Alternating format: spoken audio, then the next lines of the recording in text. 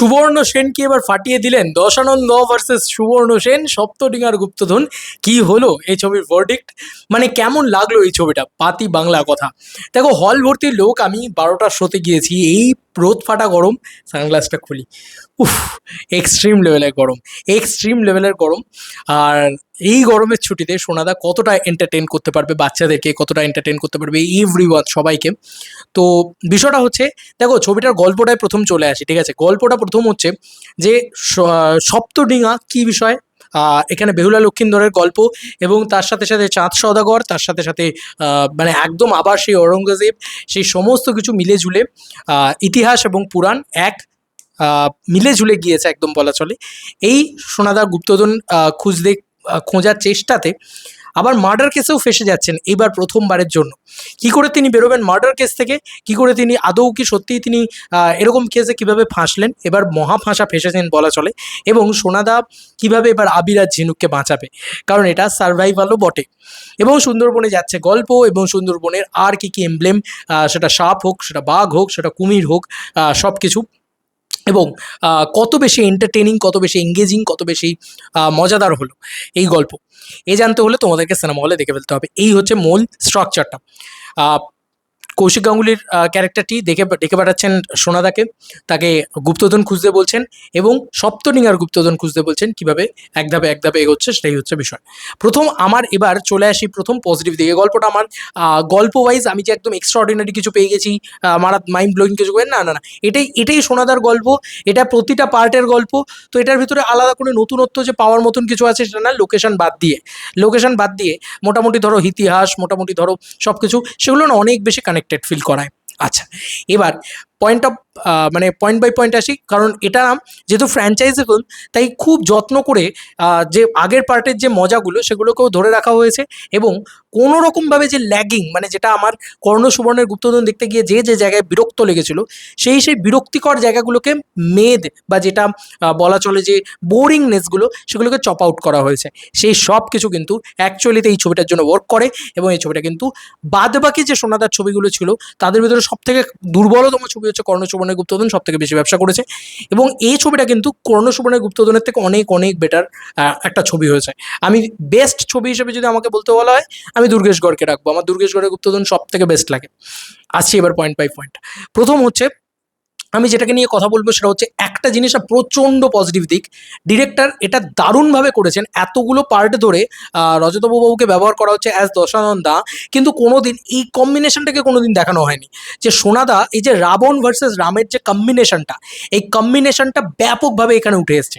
মানে এইখানে কিন্তু অ্যাকচুয়ালিতে মাইথোলজিটাকে দারুণভাবে দেখানো হয়েছে। ধরো, রাবণ একজন আইকনিক ভিলেন ছিলেন, ঠিক আছে? তার কিন্তু শুধুমাত্র ভিলেন সত্তা পেয়ে না, এখানেও কিন্তু দশানন্দার একটা জায়গা রয়েছে যেখানে সোনাদা নিজে দশানন্দাকে আটকায়। এবং বাদবাকিটা জানতে হলে সিনেমা হলে গিয়ে সিনেমাটা দেখো, দারুণ ওই জায়গাটা দারুণ। এবং বিশেষ করে ক্লাইম্যাক্সে যে দুজনের যে টাসেলটা রয়েছে, এবং শুধু টাসেল নয়, দুজনের যে বক্তব্যটা রয়েছে একে অপরের দিকে, যে সুন্দর কথাগুলো ছুড়ে দেওয়া রয়েছে, সেখানে ডায়লগ রাইটিংও খুব ভালো, এবং সেখানে ইমোশনটাও ফুটে আসে। সেখানে রজতব দত্তর পারফরমেন্স ইজ টু গুড, এবং ওই জায়গাটা সিনেমাটাকে না একটা অ্যাভারেজ ছবি থেকে অনেক ভালো ছবি বানিয়ে দেয়। ওই পার্টিকুলার জায়গাটা, যে যত্ন করে একটা ক্যারেক্টারের ক্লোজার দেওয়া হয়েছে এতদিন ধরে গিয়ে তো একটা ক্যারেক্টারকে তৈরি করা হয়েছে, তো সেটা দারুণভাবে এসছে। এবং যখন থেকে ইন্টারভেল ব্লকেজের পর থেকে, যখন থেকে দশানন্দা ক্যারেক্টারে কি বলবো, মানে তিনি উৎপত্তি হন আর কি সিনেমার ভিতরে, তার কমিক টাইমিং, ভাই রজতব দত্ত একা কাঁধে টেনে নিয়ে যাওয়া। কর্ণ সুবর্ণের গুপ্তধন আমরা দেখেছি যে সৌরভ দাস আর রজতব দত্ত কি পারফরমেন্স দিয়েছে লাস্টের দিকটাতে। তো এক্ষেত্রেও কিন্তু আবার বলতে হয় অসাধারণ পারফরমেন্স। রজতব দত্ত নেইলড ইট, জাস্ট কিলড ইট। এবং অ্যাজ সোনাদা, আবিরদা জাস্ট ফাটিয়ে দেয়। তো আবিরদার জায়গায় খুব সুন্দর গল্পটা যেভাবে গেছে না, তার ভিতরে আমরা যেটা বলেছিলাম যে কর্ণ সুবর্ণের গুপ্তধনের ভিতরে না এত ওভারস্টাপিং, এত বেশি জ্ঞান রয়েছে যে সাধারণ মানুষের জন্যে বোরিং হয়ে যাবে ব্যাপারটা। এত বেশি জ্ঞানই খুঁজছে যাচ্ছে, কিছু হচ্ছে না।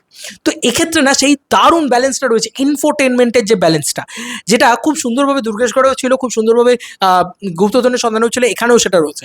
মানে কখনো তোমার মানে গল্পটা ওভার পাওয়ার করে যায় না, বা সিনেম্যাটিক না লাগা, এই যে একটা জায়গা থাকে, সে কিন্তু এবারে হয়নি। তো এবারে কিন্তু খুব সিনেম্যাটিক হয়েছে। মেয়েধীন কেন বলছি, কারণ ফালতু ওই ফ্যামিলি ডাইনামিক্স একে তুলে নিয়ে যাচ্ছে, ওকে ইয়ে হয়ে যাচ্ছে, এই জায়গা নেই সিনেমার ভিতরে। সিনেমা শুধু হাঁটে হচ্ছে গুপ্তধনের সন্ধান নিয়ে, মাঝে মাঝে একটু কমিক টাইমিং, কমিক রিলিফ, সেটাও আবার ভিলেনেটিক ক্যারেক্টারগুলোই দিচ্ছে, তোমার মজা লাগবে সেগুলো দেখে। এবং কোথাও গিয়ে এই যে আবিরের চরিত্রটা, মানে আবির নামক চরিত্র, অর্জুন চক্রবর্তীর চরিত্র, সে কমিক টাইমিং দিচ্ছে, এগুলো একটা ঠিক আছে, কিন্তু ব্যাপারটা গ্যাদে হয়ে যায়। এই ছবিটা না গ্যাদে হয়ে যায়নি, ওই ব্যাপারটা ব্যাপকভাবে মজা রেখেছে, দারুণ লেগেছে সেই জায়গাগুলো। আমি সত্যি বলছি এই ছবিটা আমাকে কিন্তু বেশ বেশ এন্টারটেইন করতে পেরেছে।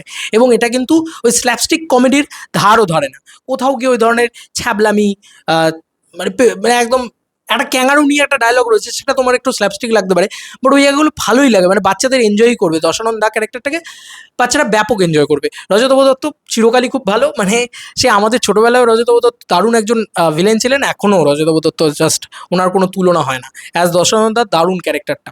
এবার যদি ওই খোঁজাটাকে ধরি, যে যেভাবে গুপ্তধন খুঁজছে, তার না ছোট ছোট ক্লু রয়েছে, যেরকম ধরো কেউ আংটি, কোনো একটা ডায়েরি, কোনো একটা মানে ধরো কোনো ইয়ে পেয়েছে, কোনো ধরো ত্রিশূল, ঠিক আছে, কোনো সাপের সিম্বল, এই সব কিছুকে না শুরু থেকে থেকে ছোট ছোট ছোট ছোট করে ক্লু দিয়ে দিয়ে দিয়ে দিয়ে গিয়েছে, এবং সেগুলোকে একটা একটা একটা একটা করে ধরে ধরে ধরে ধরে ক্লোজার দিয়েছে, সেগুলো ব্যাপক, সেগুলো দারুণ লাগে।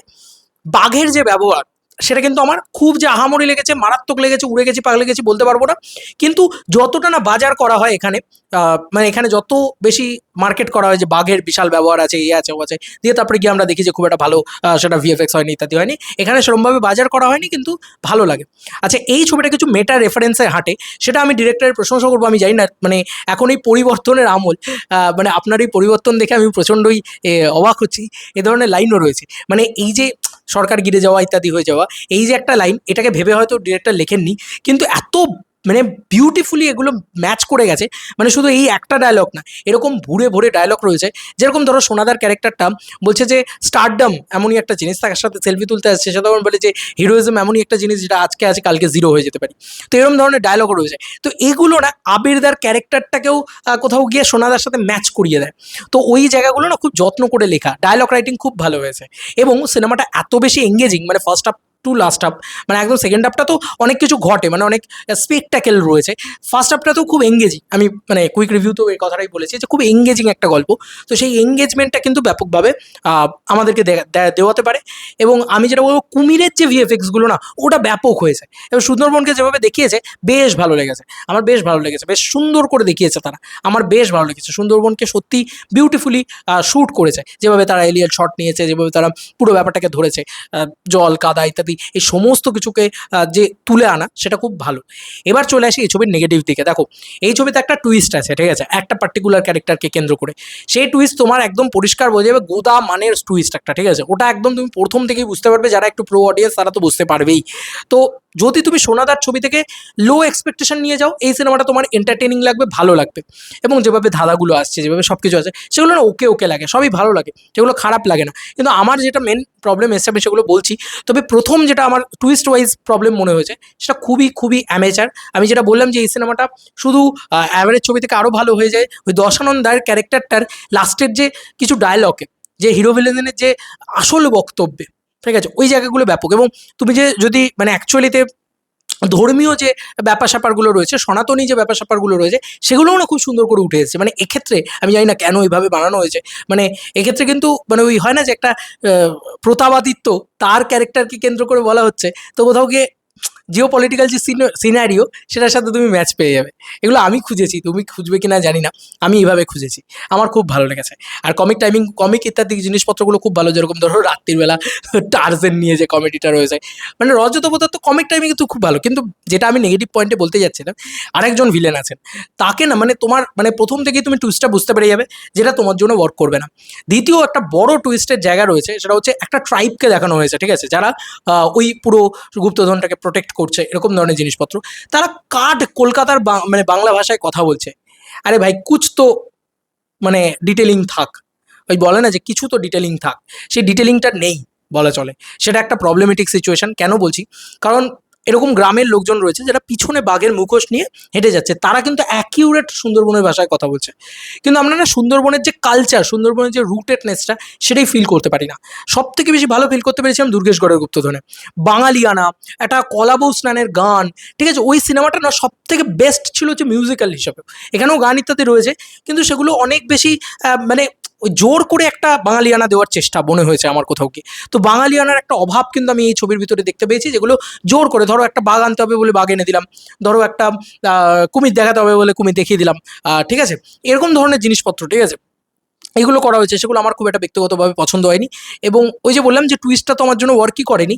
এবং যেটা বললাম যে ওখানকার ট্রাইব, সে কিন্তু কলকাতার ভাষায় কথা বলছে এবং সেটা কি মানে দীর্ঘ বছর ধরে ওখানে বসবাস করছে আর কি, এরকম ধরনের বক্তব্য। এবং তার যে রিভেঞ্জ নেওয়া ইত্যাদি সেসবও কিছু করা হলো না। সেখানে সোনাদার ডায়লগও রয়েছে যে আমি এইটার একটা রিভেঞ্জ নিয়ে যাবো, এটার একটা ইয়ে করেই যাবো। তবে এই যে চাঁদ সওদাগরের যে ধনভাণ্ডার খুঁজে পাওয়া, সেটার যে পয়েন্টগুলো সেগুলো খুব ভালো, এবং সোনাদাকে যে চ্যালেঞ্জগুলো ফেস করতে হয়েছে সেটা খুব ভালো। এবং এবারে যে ওই মার্ডার মিস্ট্রিটাও রয়েছে এর সাথে, যে মানে একদম মার্ডার কেসে ফাঁসিয়ে দেওয়া হচ্ছে, সেটাও খুব ইন্টারেস্টিং, সেটা ভালো লেগেছে। এবং ওই যে একটা সার্ভাইভালের জায়গা, যেহেতু সুন্দরবন সার্ভাইভালের জায়গা, সেখানে তুমি দেখবে মানে ধাঁধার ভিতরেও কিন্তু খুব সার্ভাইভালের জায়গা রয়েছে, সেটা খুব ভালো। আর এবারে না অনেক বেশি ফোকাস অন গুপ্তধন, অনেক বেশি ফোকাস অন নিয়ে, এবং তার মধ্যেখানে একটু একটু করে সেমন্তী সরকারকে নিয়ে মজা, একটু একটু করে তোমার এই যে আবির আর ঝিনুকের যে রোম্যান্স, সেই পোর্শনগুলোকে রাখা, সেগুলো যত্ন করে করা হয়েছে, সেগুলো ভালো। তো আমার কাছে যদি বলো, আমার চারটে ছবি বেরিয়ে গেল ইতিমধ্যে। আমার কাছে নাম্বার 1-এ থাকবে দুর্গেশগড়ের গুপ্তধন, নাম্বার 2-তে থাকবে গুপ্তধনের সন্ধানে, এবং নাম্বার 3-তে থাকবে এই সপ্তডিঙ্গার গুপ্তধন। সপ্তডিঙ্গার গুপ্তধন একটা গুড ওয়াচ হয়েছে, আমার তো বেশ ভালো লেগেছে, খারাপ লাগেনি, আমি কখনোই বলবো না। কিছু নেগেটিভ দিক ডেফিনেটলি আমার জন্য রয়েছে, সেগুলো বাদ দিলে ছবিটা বেশ ভালো, মানে বেশ ভালো ছবির একটা জায়গায় হয়েছে। এবং আমি যেগুলো খুব বিরক্ত হয়েছিলাম, কর্ণ সুবর্ণ গুপ্তধনের রিভিউ দেখে নাও, এখন অব্দি আমার জঘন্য লেগেছিল কর্ণ সুবর্ণ গুপ্তধন। এত এত স্ল্যাপস্টিক কমেডি, এত ভুলভাল জিনিসপত্র, ফ্যামিলি ডাইনামিক্স, মানে পুরো মনে হচ্ছে মা কাকিমারা শুরু করে দিয়েছে জিনিসপত্র, এবং ওভার স্টাফিং অফ ইনফরমেশন, সেই সব কিছুকে কিন্তু বাদ দেওয়া হয়েছে ছবি থেকে। সেটার জন্য এই ছবিটা অনেক বেশি এন্টারটেনিং হয়ে যায়, অনেক বেশি শার্প অ্যান্ড টাইট হয়ে যায়, যে কারণে ছবিটা ওয়ান টাইম গুড ওয়াচ হয় এবং ডিসেন্ট ওয়াচ হয়ে যায়, সেটা খুব ভালো। এবং ওই যে বললাম দর্শানন্দা আর সুবর্ণ সেনের যে মজাটা, ওটা ব্যাপক লেগেছে আমার। মানে আমি শুধু কমেডির মজা বলছি না, ওরা একটা শেষে একটা দারুণ জিনিস কথা বলা রয়েছে, সেই জায়গাগুলো দারুণ লেগেছে। এবং যেভাবে একটা ক্যারেক্টারের প্রকৃতি তাকে শাস্তি দিচ্ছে, সেই যে জায়গাটা, সেটা খুব সুন্দর। এবং যেগুলো দেখার, দেখো স্কেল আপ করেছে, এটা তো খুব স্বাভাবিক বিষয়, স্কেল আপ তো করবি, কারণ এসবেভের প্রোডাকশন আছে, আর এসবেভ এতগুলো ছবিতে এত ভালো ভালো ব্যবসা করেছে সোনাদার, তো স্কেল আপ করেছে, প্রচুর প্রচুর স্পেকটাকেল রয়েছে, ঠিক আছে। আমি বলছি তো মানে সার্ভাইভালের জায়গাগুলো রয়েছে, সেগুলো দেখার মতন, ঠিক আছে। কোথাও থেকে একটা তীর উঠে আসছে, কোথাও থেকে একটা ইয়ে হচ্ছে, এবং নিচের যে মানে ধরো গহ্বর, যে সুন্দরবনের তলায় যে গহ্বর জিনিসপত্র, গুহার ভিতরে যে গুপ্তধনের সন্ধান, বারংবার যে তাদের যাওয়া সেই নিচের তলায়, সেইগুলো দেখার মতন হয়েছে, সেগুলো দেখতে দারুণ লেগেছে, সেগুলো সেট আপ ডিজাইন দারুণ হয়েছে, সেট ডিজাইন দুর্দান্ত হয়েছে, সেটা নিয়ে কোনো সন্দেহই নেই। তো এই ছিল আমার ডিটেল রিয়াকশন অ্যাবাউট সপ্তডিঙ্গার গুপ্তধন। এবং যেভাবে ডিঙা উঠে আসে, তাতে নাম, মানে ওই বলে না যে সিনেমার নামকরণের সার্থকতাও কোথাও গিয়ে ফুলফিল হয়। তো ওভারঅল সিনেমাটা আমার খুব ভালো লেগেছে, এবং আমার মনে হয় যে বাংলার যারা family audience, this is the perfect গুপ্তধন ফিল্ম, মানে এটা এটা হওয়া উচিত। এইটা ওই প্যান প্যানে ঘ্যান ঘ্যানে জিনিসপত্র না হওয়া উচিত। কিন্তু আমি যেটা বললাম যে দুর্গেশগড়ে দেখবে, ওখানে দেখবে দুর্গা মায়ের নিয়ে গান ইত্যাদি, সব কিছুর ভিতরে অনেক বেশি একটা হয় না যে অন্তর থেকে একটা বাঙালিয়ানা ছিল, সেইটা না এক্ষেত্রে অনেকটা ক্রিয়েট করার চেষ্টা করা হয়েছে। আর সব থেকে বড় কথা, সুন্দরবনের জায়গাটাকে দেখতে তো দেখিয়েছে খুব সুন্দর, মানে সিনেমাটোগ্রাফি, লুক অ্যান্ড ফিল খুব সুন্দর, কিন্তু ওখানকার ট্রাইব, ওখানকার জিনিসপত্র, সেগুলো খুব একটা ভালোভাবে ক্যাপচার হতে পারেনি বলেই আমার ধারণা। যেমন ধরো একটা নাচের দৃশ্য রয়েছে, সেই নাচের দৃশ্যটা না খুব একটা মজার লাগেনি আমার, মানে আমার তো দেখো একটা জিনিসে মজার লেগেছে শুধুমাত্র দর্শনন্দার জন্য, মানে রজতাভ দত্ত ওখানে যা জিনিসপত্র করে, ওটা দেখার মতো, ওটা হিলেরিয়াস, ওটা হাসি পাবেই তোমার, মানে তুমি হাসতে বাধ্য। ওই লোকটা, মানে তুমি ভাবছো হয়তো যে স্ল্যাপস্টিক মানে মজায় দিয়ে দেবে, কিন্তু ওই জায়গাটা না মানে ট্রাইবগুলোর যে প্রপার ব্যবহার, সেখানকার জিনিসপত্র, সেখানকার দস্যু, সব কিছুর না একটা ডিটেলিং দরকার ছিল, সেগুলো খুব ভাষা ভাষা ওপর আমার এটাও মনে হয়েছে। ওভারঅলে ছবিটা বেশ ভালো ছবি, মানে ভালো মন্দ মিশিয়ে আমি বলবো মন্দের ভাগ কম, ভালোর ভাগ অনেক বেশি। এবং কর্ণ সুবর্ণের থেকে তো অনেক বেটার হয়েছে, কর্ণ সুবর্ণ গুপ্তধনের থেকে অনেক অনেক অংশে বেটার হয়েছে। তোমাদের আর কি মতামত জানিও কমেন্ট সেকশনে। চলো বন্ধুরা, নতুন কোনো ভিডিওতে দেখা হবে, bye. Oh by the way, ও হো, এই বাই বাই বলার আগে আরেকটা কথা বলে দিয়ে যেতে চাই, একজনের ক্যামিও রয়েছে, হ্যাঁ, সে কিন্তু বেশ বড়সড় নাম আমাদের ইন্ডাস্ট্রির, আমি এক্সপেক্ট করেছিলাম আরেকজনের ক্যামিও থাকবে, বাচ্চারা খুশি হয়ে যাবে, বাট সেই ক্যামিওটা নেই। আরেকজনের ক্যামিও রয়েছে, তিনি এখন বেশ কয়েকটা ছবিতে ক্যামিও করছেন, তিনি বেশ কিংবদন্তি নাম আর কি। তো তার ক্যামিওটা এনজয় করেছি এবং সেখানে একটা প্রমোশন টাইপের করে দিয়েছে। সেটা মানে যারা খুব হইচইয়ের কোর দর্শক বা যারা অ্যাকচুয়ালিতে যারা মানে হইচই কেন এসবিএফের কোর দর্শক তারা মজা পেয়ে যাবে, বাট আমি মানে ডিসেন্টলি লেগেছে, আমার খারাপ লাগেনি। বাট ওনার ক্যামিও মানে সুপারস্টার একজন, হ্যাঁ, তো তার ক্যামিও রয়েছে, সে মজা দিয়েছে, আমাকে খারাপ লাগেনি। কিন্তু আমি যাকে এক্সপেক্ট করছিলাম তাকে যদি দেখতে পেতাম তাহলে আরও খুশি হতাম। চলো বন্ধুরা, নতুন কোনো ভিডিওতে দেখা হবে।